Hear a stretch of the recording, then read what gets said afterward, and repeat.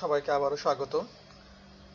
আজকে Portuguese lesson 2 এ আমরা যা শিখতে যাচ্ছি সেটা হচ্ছে আমাদের বাংলা ভাষার সাথে যে পর্তুগিজ ভাষার কিছু শব্দ আছে যেগুলো নাকি খুবই মিল।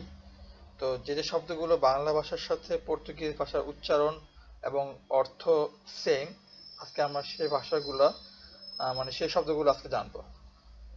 প্রথমে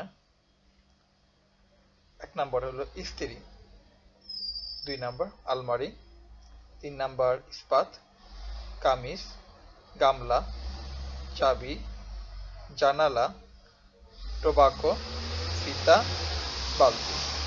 প্রথম 10টি শব্দ হচ্ছে সেম। অবর্তিত শব্দ হচ্ছে পেরেক, বারান্দা, বেহালা, বোতাম, মেজ, সাবান, আটা, কেদারা, কাজু, কপি। কেদারা হচ্ছে চেয়ার, এটা আমরা বাংলায় কেদারা বলি।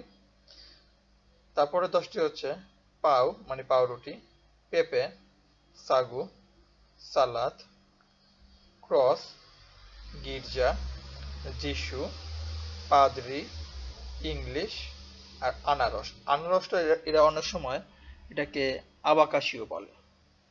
তো থ্যাংক ইউ ফর ওয়াচিং, আবার দেখা হবে। থ্যাংকস।